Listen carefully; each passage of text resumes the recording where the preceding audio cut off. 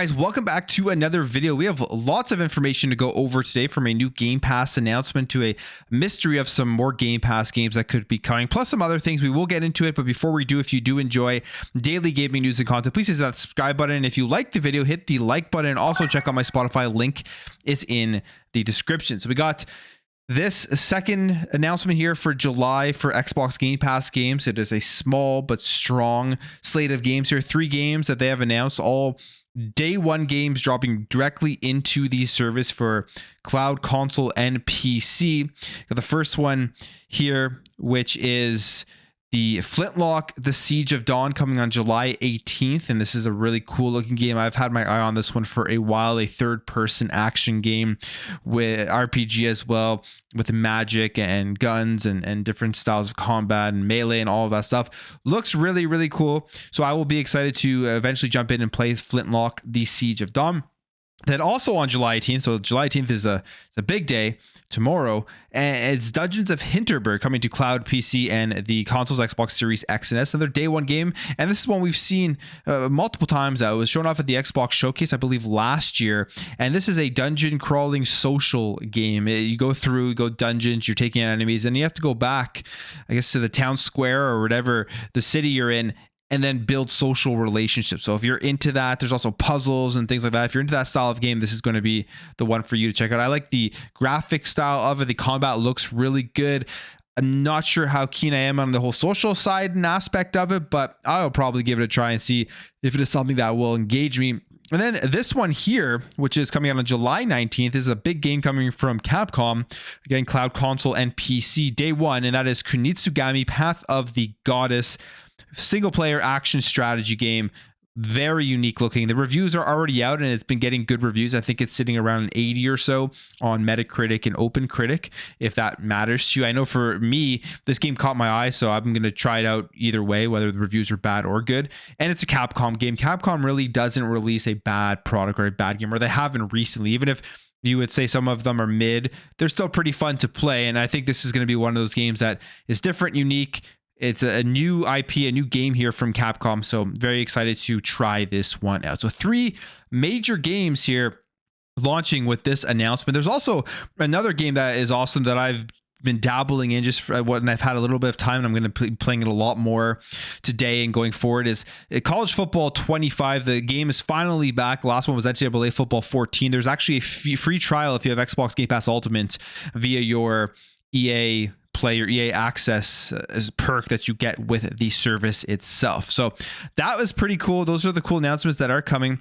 However, there is something else going on here that people are speculating what could be happening, as there are more games that are going to be dropping into Xbox Game Pass, and they're going to be doing an announcement for this, I would guess, between now and the end of the month. Because at the beginning of this article, they say, let's get to the games and let's stay in touch. We have another update for you soon, meaning that there will be something between now and the end of July, giving us a couple of more games. And one of those games that has been highly speculated that I think will be in that announcement is Call of Duty Modern Warfare 3. So I think that will be there, and we don't know if there's going to be anything else that will be coming over. We also have seen rumors going around, some crazy rumors. I don't believe these rumors, and I don't mind being completely wrong about this, because if this did happen, it would be just insane for this to happen, whether you're excited for the game or not, but just kind of the logistics of it and how this would even take place. But there's a rumor going around that Helldivers 2 is going to be launching into Xbox Game Pass,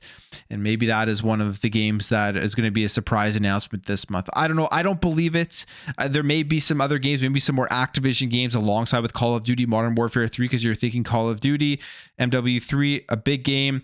It would be the first Activision game dropped into the service since the acquisition went through. Maybe they'll announce that alongside other Call of Duty games, or announce it alongside other Activision games that they now have ownership of as the next big announcement to be coming out. So we'll wait and see what that is, but I am expecting MW3, and I think maybe a few other games or another game or whatever coming onto the service between now and the end of the month. So pretty excited. Game Pass is phenomenal this month, with the amount of day one games and bigger day one games and just more content to be coming. I think it is going to be very satisfying for a lot of people. Now, if you're a fan of the Xbox 360, it was maybe my favorite console of all time. It's up there for sure. The store is officially closing down, as we've known for a while now, on July 29th. And between the last few months and the store closing on July 29th, there have been discounts for games for you to go and buy. I've been talking about those. So go get your hands on them. Go check out the lists, because they may go away and you may not be able to play them if they aren't available in other storefronts, if they don't have physical copies, things like that. And they're doing a final price reduction here, available right now, for you to go check out and play and purchase the games that you do want to have. They've also released some other things here, like some clothing, a heritage collection for Xbox 360 and Xbox Live and stuff. And then they've also announced here that there will be a new Xbox dynamic background featuring the fan favorite Blades user interface from the Xbox 360 era. It's so iconic, the Blades UI. I mean, I remember just the sound, and I loved the layout of it and going back and forth between the blades. It was awesome. It obviously there is not as good as the nostalgia makes it out to be. There are definitely issues with it, but I would love for Xbox maybe at some point in the future bring it back in some way and improve on it. It would be super cool. But you can get the dynamic background if you do want that. And here is the final update of games. I'm not going to go through it all, but you can see there's a huge list here from like 90% off, 75% off. There's lots of stuff here that people will want to go and check out. Street Fighter versus Tekken. It was a really cool game. Got Rise of the Tomb Raider in there, Red Faction Guerrilla, Worms, if you like the Worms games. You got Dead Island. I mean, there's lots. Black, and a phenomenal game, 90% off. Like, go check it out. Go check out the list and make sure to pick up the games you don't have, and because you may not be able to play them again after the store does go offline if there's no other way to access them. Now, yesterday we talked about Halo and 343 and that rumor that was been going around that 343 was just going to be overseeing the development of future Halo projects, and I thought it made no sense. And Jez Corden looked into it and he tweeted out that that rumor was completely false. It just seems like there's a lot of fake rumors going around recently. Now that the news is slower in some ways, it's not the top of the list here in terms of gaming news. Where Xbox, when we were talking about Game Pass and obviously ABK last year, and then the price raise last week, they're trying to drum up some traction other ways with these fake rumors. And this one again is being shot down directly from 343 themselves, or the community manager, John Yunchek. He says here in response to a tweet saying, Halo leakers don't care about what's factually correct. They only care about impressions and followers, no matter how much damage they do to the community. And John Yunchek responds here and says, it has been and always will be wild out there. And I mean, if you don't know him, you go to his profile. He is the Halo senior community manager at 343 Industries. And the tweet he is responding to is also directly quote tweeting Jez saying, checked into the latest Xbox rumor going around that 343 Industries isn't going to develop Halo games and instead only oversee them. False AF in case you believe it. So take that for what they are saying here, that is not true. It doesn't make sense. They have a big studio. They have hundreds of employees. There's no way they're just going to be overseeing Halo projects. Now, there may be multiple Halo projects in the works, stuff that we don't know about, and maybe they oversee some of those because they've always had outsourcing studios helping them work on the game. So maybe they're overseeing one or two projects or something like that. But the main Halo game, I am assuming here, 343 is still developing and working on. And that may be to the disappointment of some people. A lot of people don't like the way that 343 has taken the game since they took it over from Bungie. But at the end of the day, we have to give credit where credit is due. They have created some of the best gameplay in the Halo franchise, and I will continue to say that. I mean, Halo Infinite to me is the best playing Halo game. Where again, they missed the boat was that launch with the online content. So hopefully they get all of that under wraps.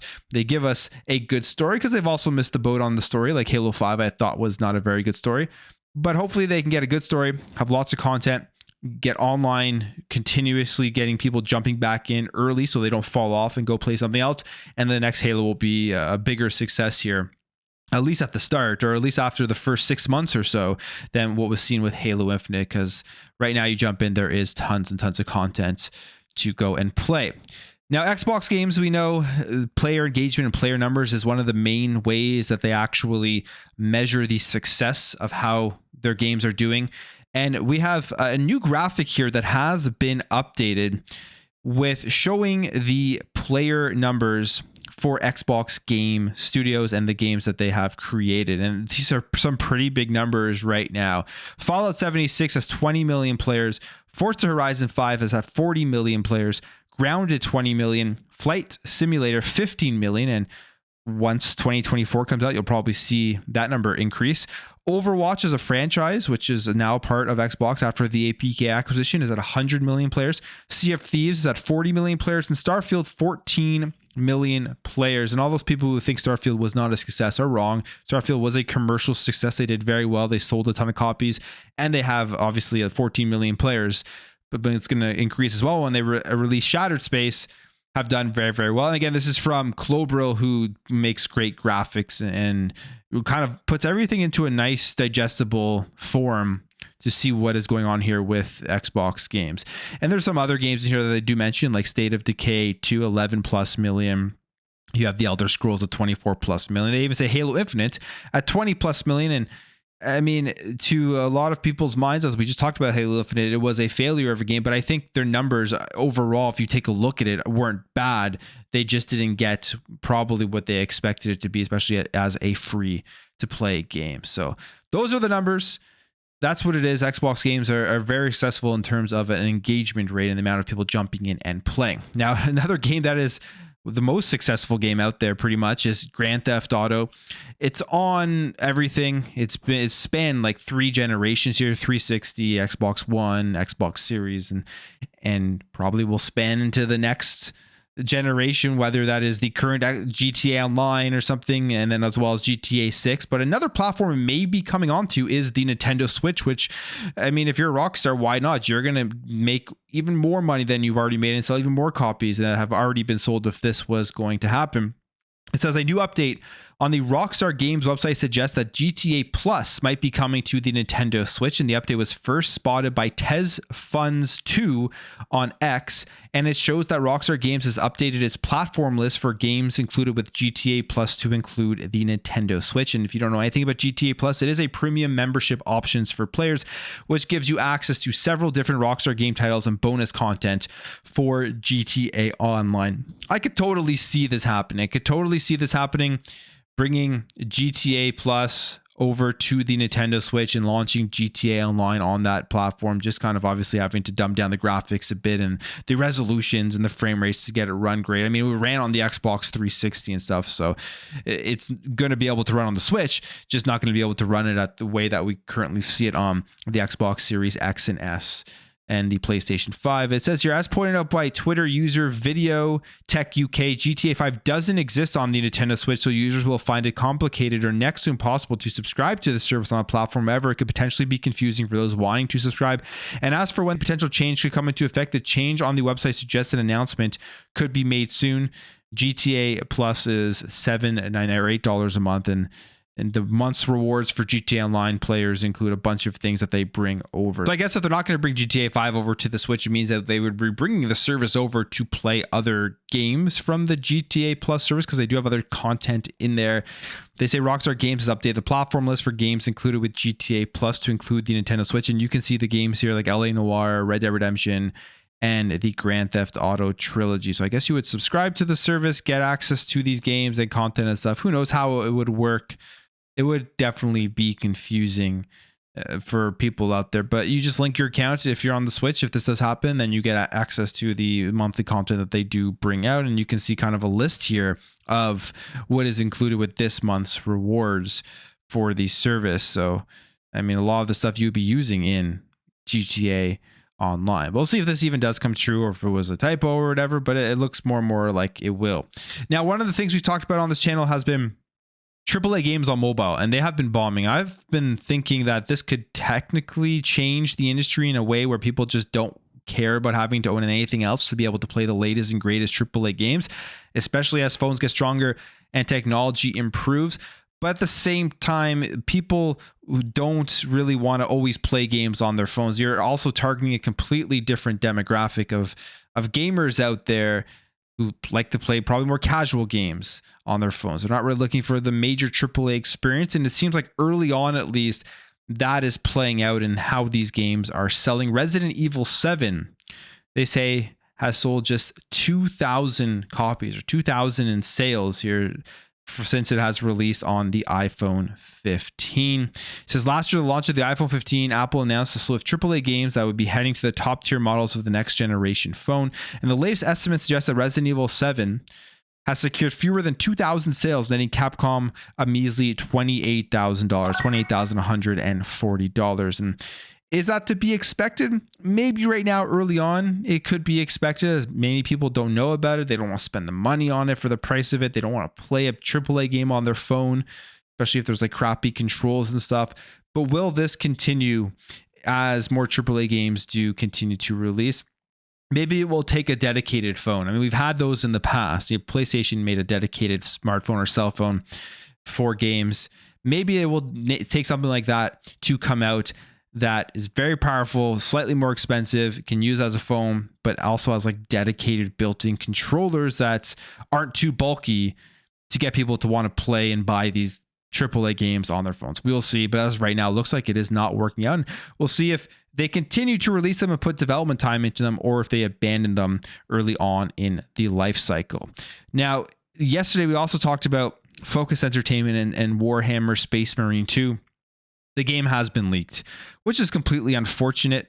This is a game I'm very much looking forward to. I'm not even going to go anywhere near that leak, and I would suggest nobody does. I mean, it's unfortunate when this happens, especially as it's so close to release, but this entire game has been leaked, and Focus Entertainment actually put out a statement online to address this. And here is what they say. We are deeply touched by the overwhelming support we've received from our community following the leak of an old build of our upcoming game, Warhammer 40,000 Space Marine 2.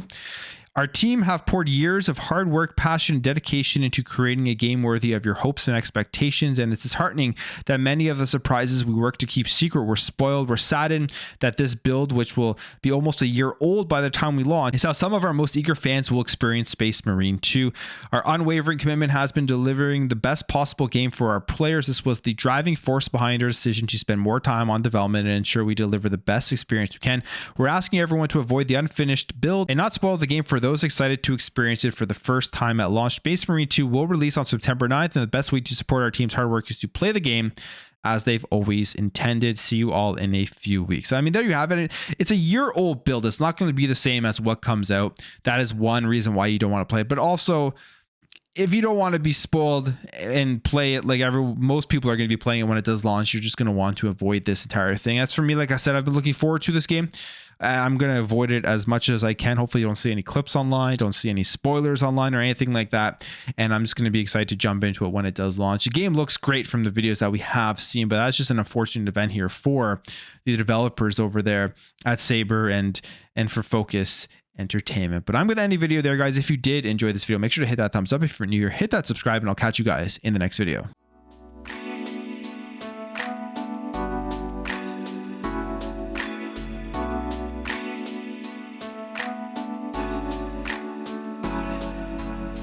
We'll be right back.